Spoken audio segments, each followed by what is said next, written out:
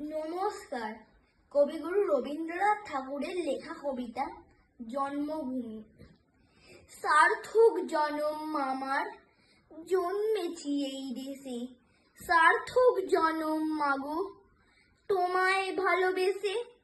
জানি নে তোর ধনরতন আছে কিনা রানীর মতন, শুধু জানি তোমার অঙ্গ জুড়ায় তোমার ছায়া এসে।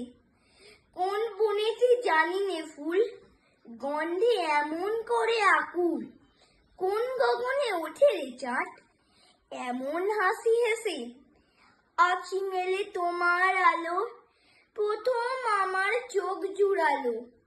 সেই ওই আলোতেই নয়ন রেখে মুড়ব নয়ন শেষে। সার্থক জনম আমার, জন্মেছি এই দেশে। সার্থক জনম মাগো।